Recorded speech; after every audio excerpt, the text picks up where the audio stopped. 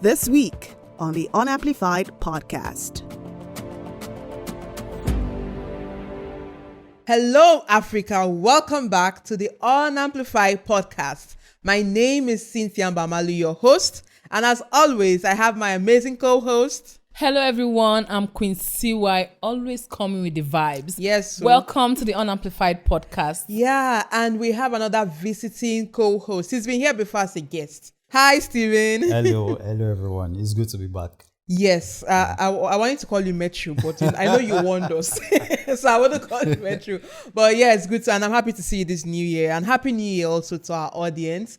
Don't forget to subscribe. See that button they wrote subscribe? Please just click on it. Subscribe, like, comment, share our podcast on YouTube, on Spotify, Apple Podcasts, and all our social media platforms. And also appreciating everyone who drops a comment for us. We have Talk TV Media, we have Emmanuel Obiageli, we have Hot Lenzi, I hope we're saying that right. We have Tabitha, is this Tabitha Chibi?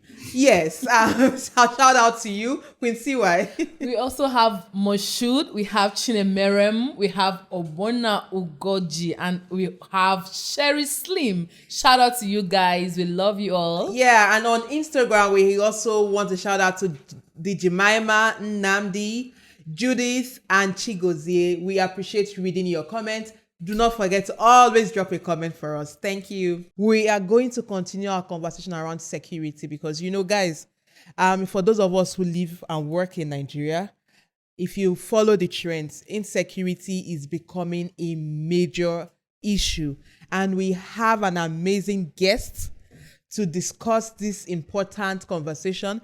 Last episode, we talked about general security, national security, but today we'll be looking more around personal security, but also the general assessment of our security situation in Nigeria. And we have an amazing guest with us. She's a security risk management consultant, the MD of Spytech Security, Jennesse Haruna. Welcome. It's so good to have you. Thank you. I'm happy to be here. Yes. I was telling someone that I wanted to have a female voice and a female perspective to this conversation. I know you're very busy, but I've been following your work online. Thank you. Yes, you do amazing work. Thank you. And guys, you know, the persistent insecurity is becoming something else. If you talk about kidnap, for those of us who live in the Federal Capital Territory, Abuja, there's been an increase in the abductions happening. But it's not just here. Almost every state in the country has one security threat or the other. The abductions going on in states in the northwest. We still have incidences of terrorism in the northeastern part. If you go to the southeastern part, where I come from, we have what they call the unknown gunmen, or you just call the non-state armed individuals, because I don't believe anyone is unknown.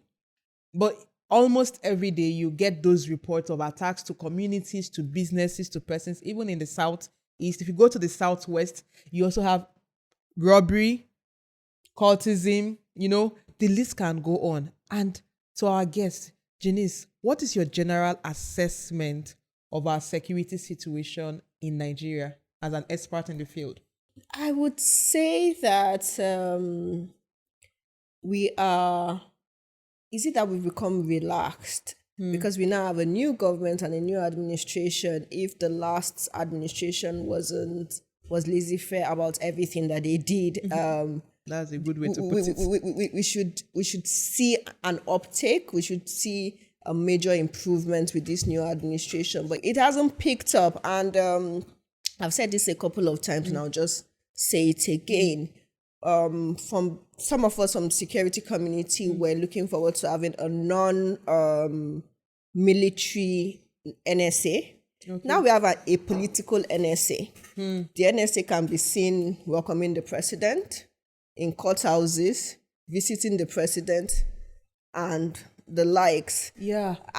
Because I mean, that's the national security advisor to the president. I'm glad because I want to talk this perspective of the political NSA.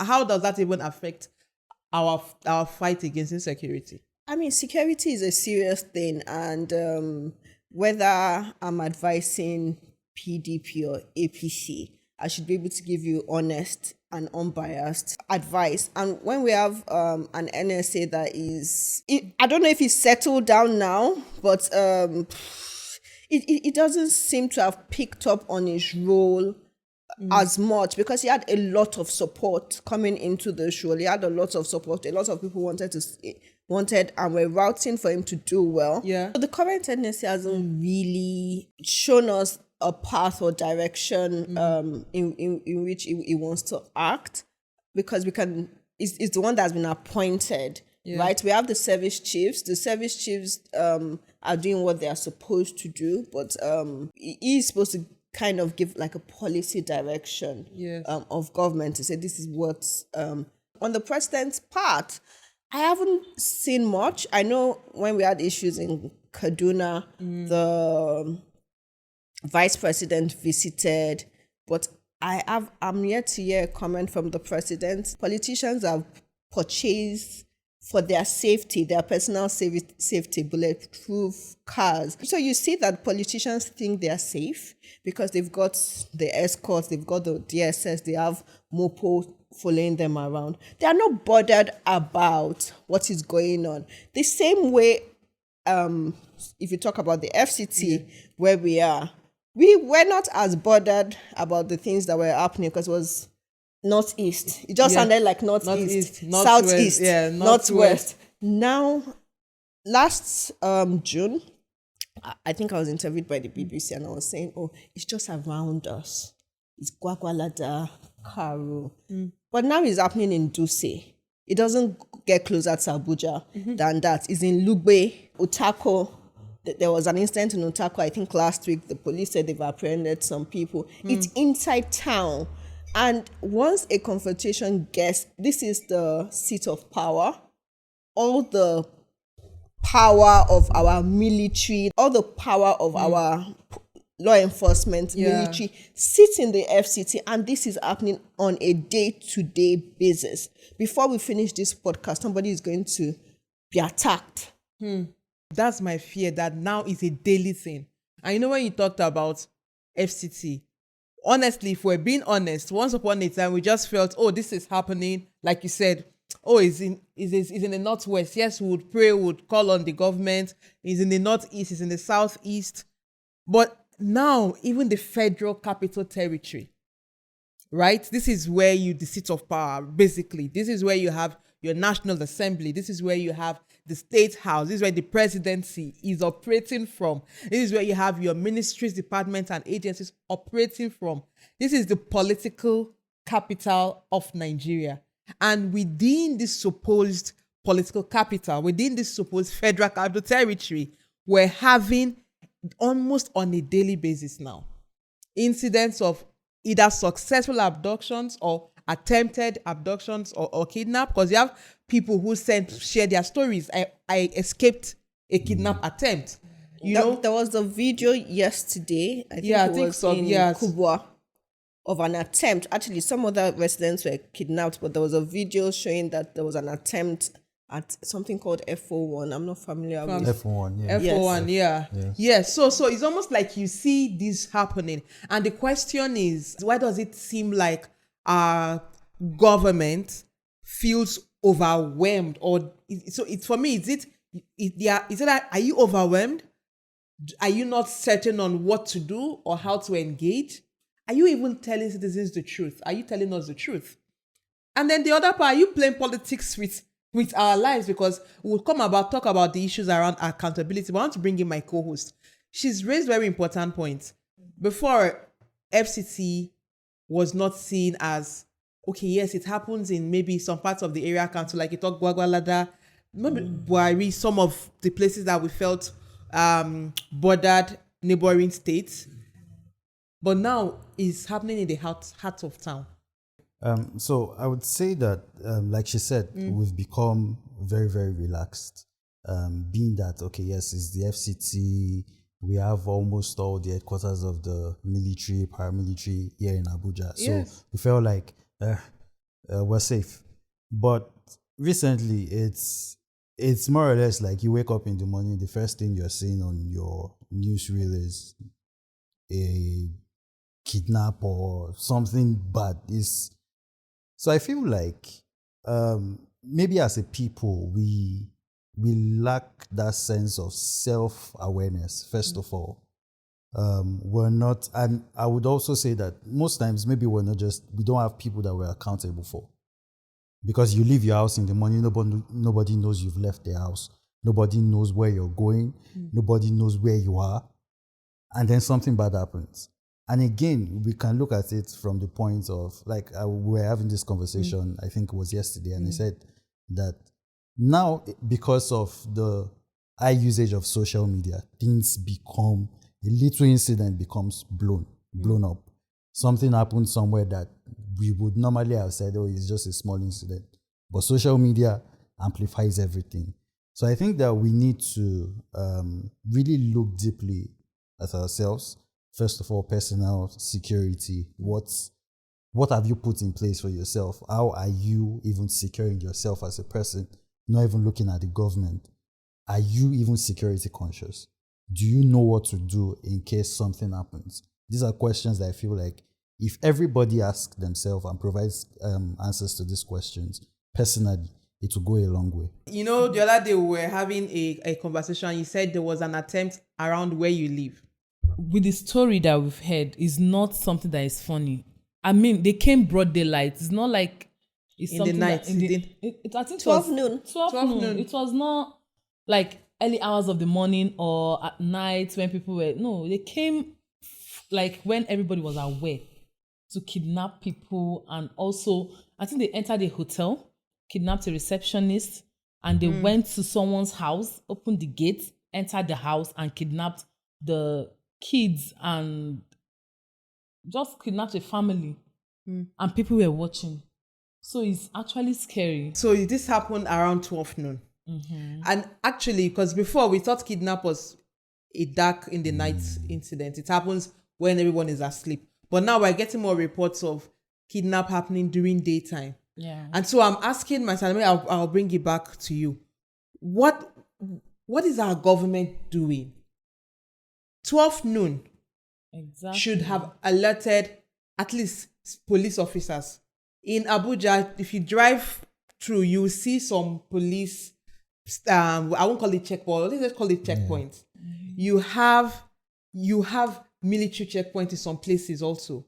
And my question is, how is it that we still have kidnaps that happen during daytime?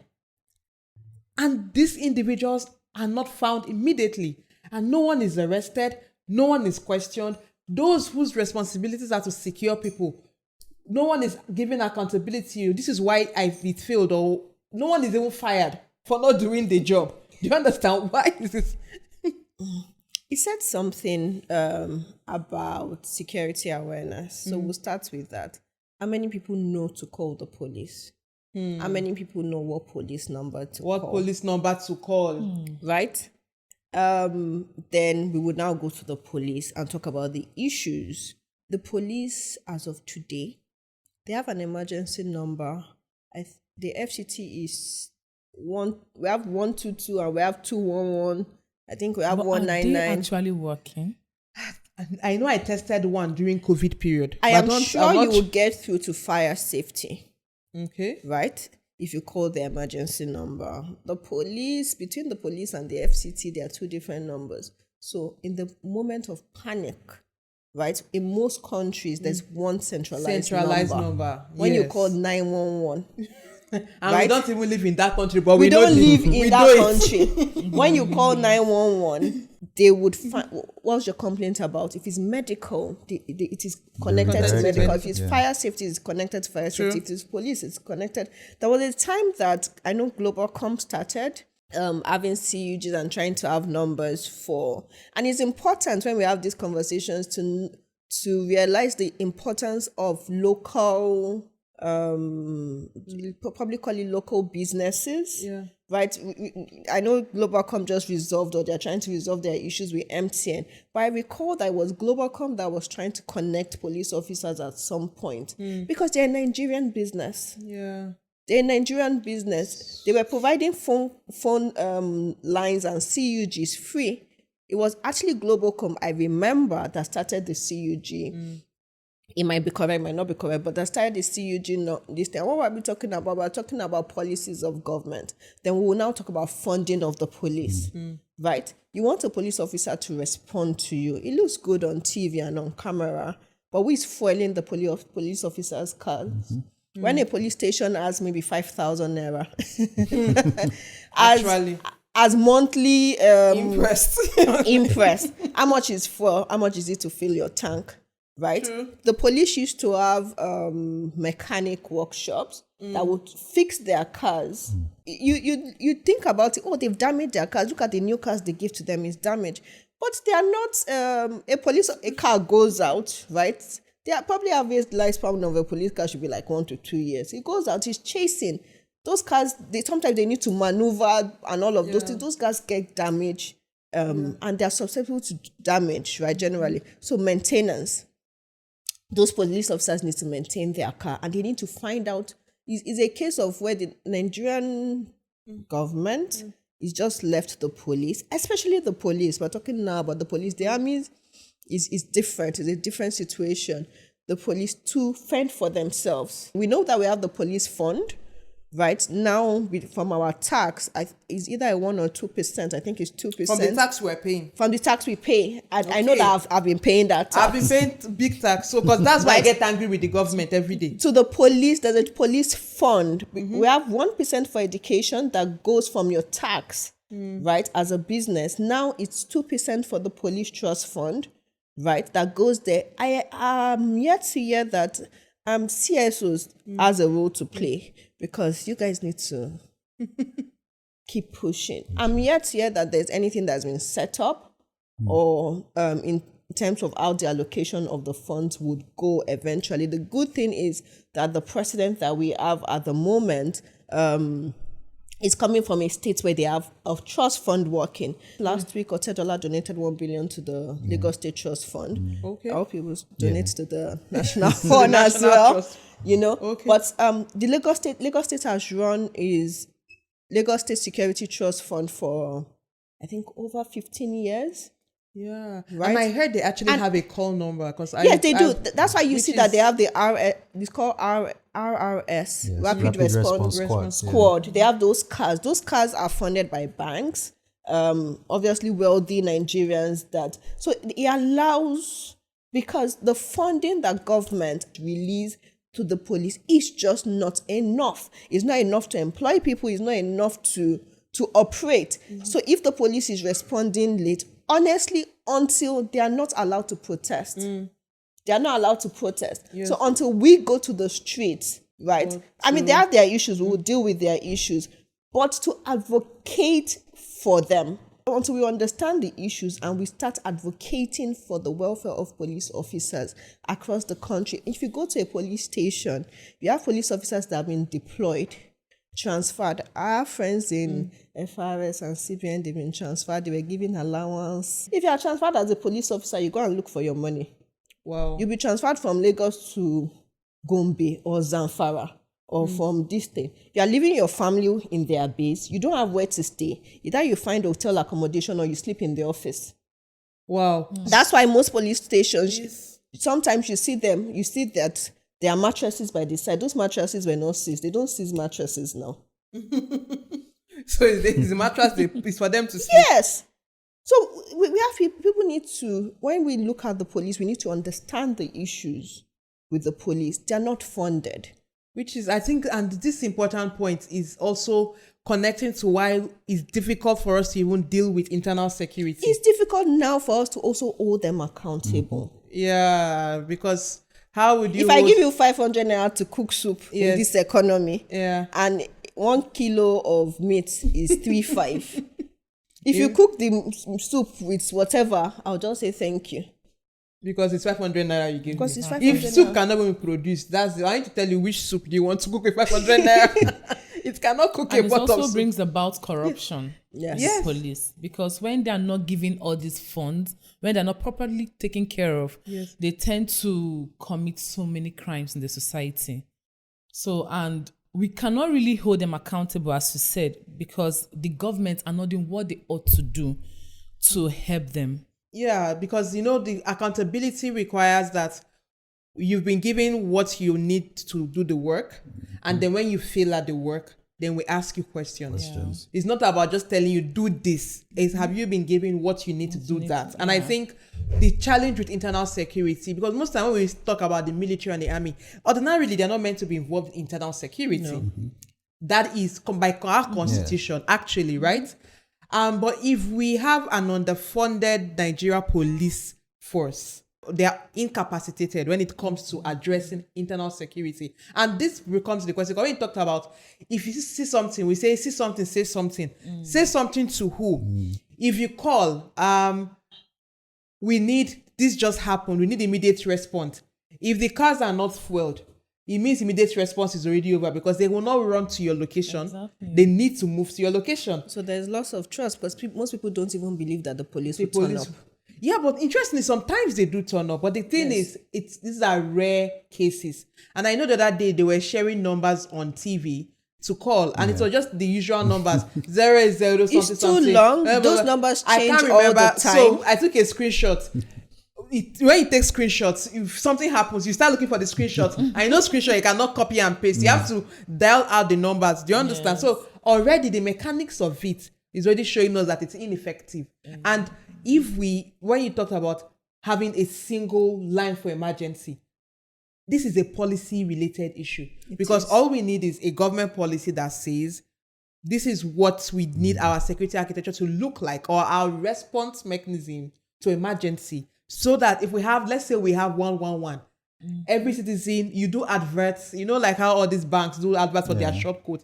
You do adverts, promote it. We've unified our short codes on the phone actually, to check our data and check our data. Bundles, yes. So it can be done. Actually, it can be done. There's nothing keeping us from doing this. And I'll bring the conversion to personal security, because in all of this conversation, it's also about what can we do as a people to ensure, like Stephen said, we are more security aware in the work that we do. And I want you to get your perspective. What is security, personal security, and what are the different types or forms of personal security that can ensure our own safety as individuals? Before I answer that question, I would say that the first thing that every Nigerian needs to do is hold government accountable. Yes. Right? You can't leave government alone. We need to hold government accountable collectively. The people that we have voted in, if you voted, or the people that hold those offices need to be held accountable, first of all, because we have a situation where people are being attacked in their houses. I can tell you, stay at home, don't go out late. But you're in your house in the afternoon and you're being attacked. Right? Yes, so whether I tell you to lock your gate, close your doors, or monitor who is following you and all of those things, we need to collectively agree to hold government accountable. The government in power, not the politician you voted for, you should not vote for, whether you voted. We have a government that is recognized. They pass policies on our behalf and they make decisions on our behalf every day. Those people need to be held accountable.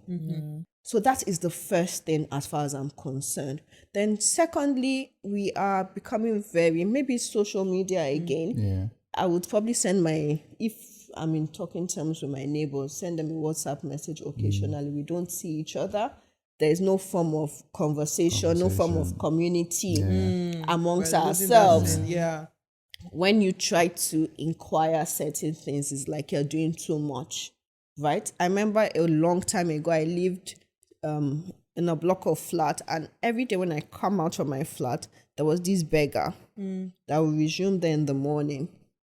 And I was like, no, you're begging for transport, right? To get you to where you're going to.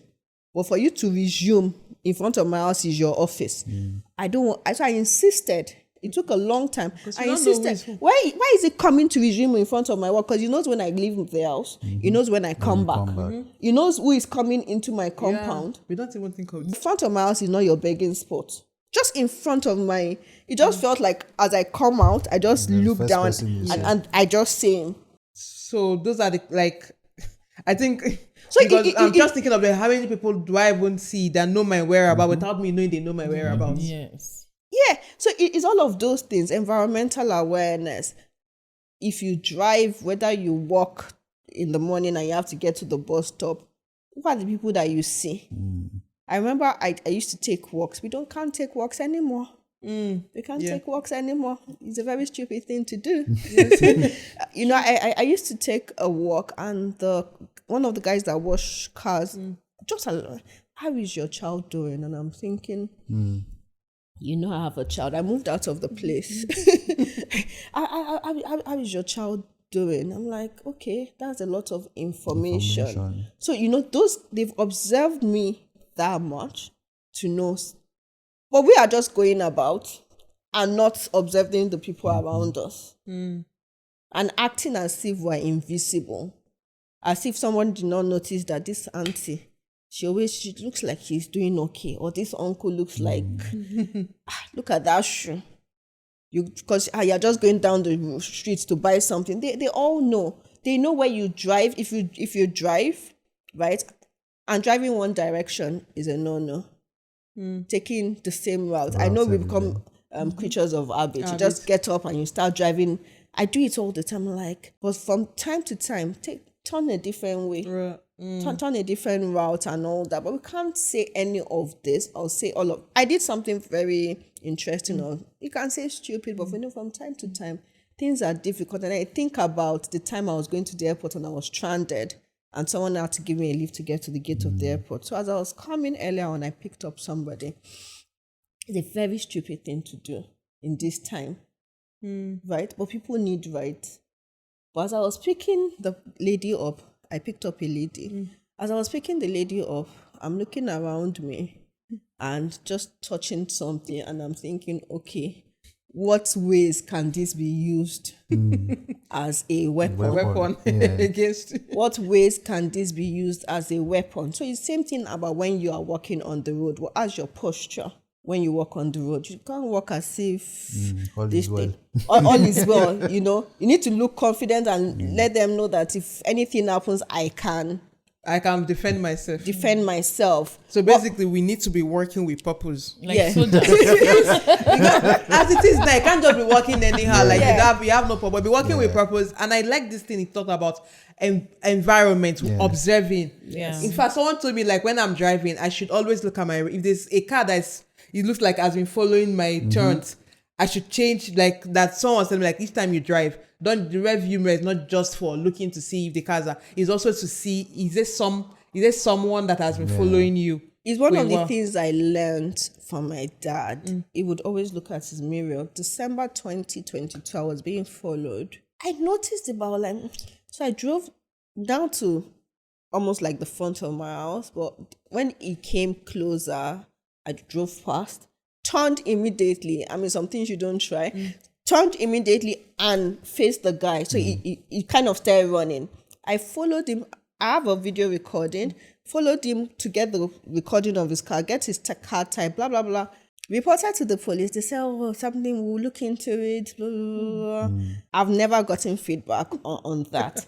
I tried to get road safety to get his plate numbers. I mean, to identify the owner of the car. Yeah. I didn't get that information. I tried to do a search myself. I now discovered something new. Half of the plate numbers on the street, on the road, don't exist on any system. Wow.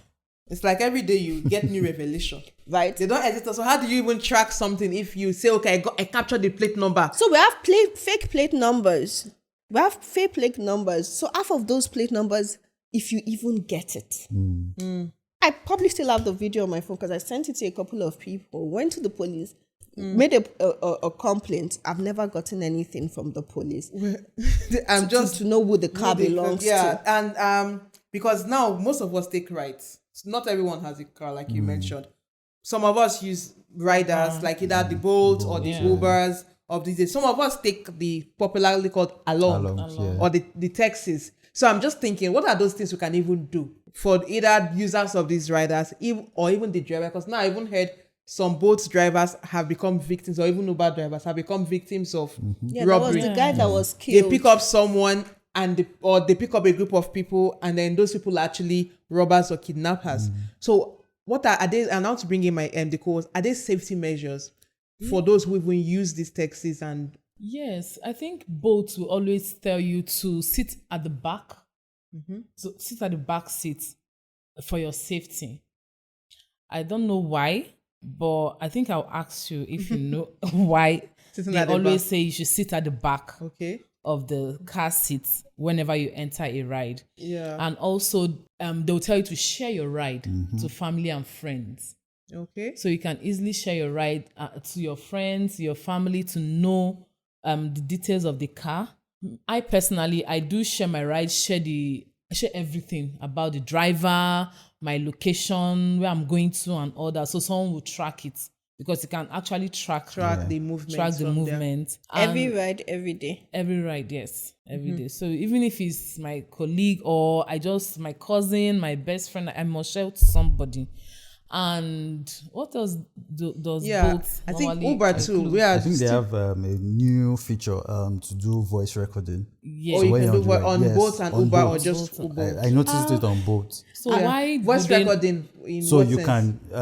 can just turn it on. So whatever is happening in that car is being recorded. But they will also tell you that the driver can also activate that feature. So in case if it's from the driver to you as a passenger, or from the passenger to the driver, you have that recording. So But I'm just wondering, these companies, have they had reports before that they have addressed or they've taken up or enabled a rescue, for That's instance? where I wanted to go to, without calling out names. But it would be good to see on the part of the companies, Yeah. right? There have been several complaints against the companies. What What's have they action done? What are the actions? They should have on their website a record of report incidents, right? We should know what the reports were, what the incidents were.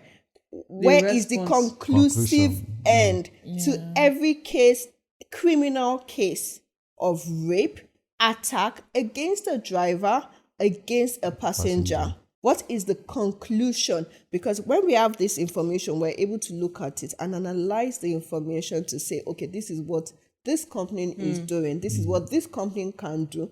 And professionals can also profess solutions. But we are used to, government lying to us and companies lying to us too. So everybody basically is lying. Right? So I know that when ride hailing started initially, there was a lot of due diligence that was done initially. At the beginning, Yeah. right? On drivers, I can't remember the number of times I've gotten into a car or I've ordered a ride and the driver is not the person on the app. on the app. Yes. Or the driver comes with a different Car. with different car. You order a silver car and it's gold that comes. I mean, these are important things. And I think And because, it's There's not a just the particular company. company. There are two popular ones. There's a particular company, they don't care about safety, and I say it all the time. My colleague in Kenya complained about the same company. Please, what's the name of this company? I think at this point we should start calling them because it's the same complaint about the same company, the you don't same want to call the thing. company. It's not just about government, because yes, government has its own power, but this company is also accountability is a general thing. It's about if you have a responsibility, especially a duty of care to users of your services, then you must uphold those responsibilities. And I think this is where the companies are failing. It's as simple as if I order a blue car, I want to see a blue car with the driver that is indicated in the app. And then we also want drivers you pick us up, don't say, oh, let's do this off app. Some of them also say we don't want to do it off, let's do it off app because of the cost. I also think these are the kinds of behaviors that needs to be addressed or needs to be Off app, fan in Abuja, especially fan in Abuja, they should stop harassing the drivers. Fan is trying to do something that is dangerous in Abuja. That's the airports. They say they taxi. have their own app. They harass them. Why is a taxi coming to pick me up that's paid the toll at the gate, having to pay extra money? I was at the airport January last year for almost an hour because I was ordering an app, and what it was saying on the app was 2,000 naira cheaper. And the drivers kept canceling, saying, no, if you don't pay off app an amount different from what the company is charging me, I will have to pay. The only driver that agreed to pick me up, I was chased around the airport. That's why I say for up to an hour after landing and coming out. Yeah. Because the fan agent, and they said, no, you can go into this regular taxi. The reason why I'm using the ride-hailing apps is because of my safety. But you say, no, just go into any of these other vehicle that is not this that is not known to me. You know, and the harassment, particularly at Abuja airport, I think is becoming too much. Yes. I remember an incident also, and I think the challenge now is with rising insecurity. This is a condition that needs to, and don't you say that security issues are everybody's problem, right? Mm-hmm. Because we need all the agencies to speak to each other. These taxi drivers, you don't have any measures for safety, but you want us to use your rights.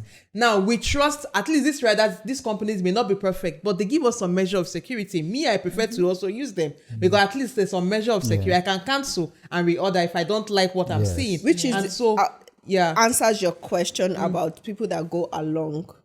Yes, okay, right? They along, right? Yes. Because it now answers to it. Most people want to use the ride-hailing apps because of that measure of security, which is not guaranteed. But for people that have to now use the alternatives, what are we doing? They belong to transport unions. Yeah, they belong to transport unions. What form of identity do they have? What form of record management? I remember one of the former ministers during Dambazal came and said they were registering these people. And we never heard anything about it. I belong to an industry where they calculate numbers, calculate like 1,000 on your head and say, this is how much we're going to collect, and come up with projects and they disappear. What records do we have on the taxis? All the taxis within town. Yes. These are number of taxis operating in Abuja today. Every day. Is it even possible to have like an app, a government app where you can also send in reports? Because I think we're discussing that. Those people pay taxes every single day on the road. They are harassed by tout. But some of these are long incidents. This one chance. Some of them happen in cars that are not typically colored cars. You know, Abuja, we have green and taxis? And white, We have now people who use personal cars for taxis. No, we have purple and yellow, I think. Green. Where purple and yellow? There's a yellow and I think okay. I don't know if but now we have people that use their personal cars for move taxis because of economic situation. And the thing you talked about, is there a single database? We don't have a single database, let's say every state, where you can say these are the numbers of people that use their cars for road transport and for transportation in the state. And I think that is also where the government needs to start thinking about, at least the FCT minister, is not just about hosting town hall meetings. It's also, what am I doing policy-wise? If we say we need every car that will be used should be registered, and commuters, before you use it, you have somewhere you can check if this car is really registered at little or no cost, because once you also put high fees, people will not want to register. So if you say every car must be registered and the fee, for instance, say 500 naira, something minimal, because the idea is to provide security and not to raise revenue. And I think, because I think this government is smart in nice revenue generation, I'm hoping that the FCT minister, what you're thinking about is how do we enable security by leveraging technology beyond the normal security apparatus that we have? Because fuel prices went up. I'm not sure if it's this minister, but there was a clamor for the big bosses again. Yes. Yeah, right? No, we still have the clamor. We need the big bosses. We need the big bosses. We need the big bosses for security reasons. Yeah. Because for environmental reasons. True. Global warming. Yes. Right. We need the big bosses to come out because they're able to move rather than have small time. We need the trains to work. There's a train line that's been that's been abandoned in Abuja. It's been here for a long while. We don't see it's been completed. If we enter infrastructure talk, we will not finish today. Definitely, if we improve transportation, it also reduces our vulnerability to insecurity, because if we have these buses, instead of joining along, you just join a bus, and most of the time the buses are safer. because at least you can say they belong to a union and you can hold the driver accountable. But it's been an amazing conversation so far. I think security would be a continuous conversation until we reach some measure of security in our country. And I'll leave it to Stephen to shout out to our audience. To all our viewers, would say that don't forget to like, comment, share our contents on all social media platforms. Yes, thank you. And Quincy, shout out to the guys behind the scene. Shout out to DJ Drexx, our sound engineer. Shout out to Ifeanyi, our cinematographer. Shout out to Fredcoker, our cinematographer. Also, shout out to Hamilton Odems, our director. Shout out to Ayor, our social media strategist. Shout out to Chi, our co-host, and Andrea, our co-host. Also, shout out to Samuel. Shout out to Austin. Yeah, it's been amazing working with everyone, because the final product is a result of the hard work of every one of us working both in front of the camera and behind. And to our guests, it's been amazing having this conversation. I know if I leave you, we will not leave here today, because it's like when you're talking, if something else hits you, you say, this is an important point we need to make. But thank you so much for sharing your time with us on this episode. Thank you for the amazing work you do. Thank you. Every one of us, we know we have to keep holding the government to account. We have to keep screaming. And your voice is one of the important voices that we believe that our government needs to start listening to, especially as it relates to our security as a people. It's been an interesting conversation so far, and keep a date with us every Wednesday as we bring you interesting conversation. We really hope our government listens to us on these security issues, because security is everybody's business, and not just to us, but also to experts in the field who have the capacity to advise adequately for our national security. And you know how we end every episode? We cheers to Africa, but we say when you're on, you're amplified. And cheers to Africa. Cheers to Africa. Thank you.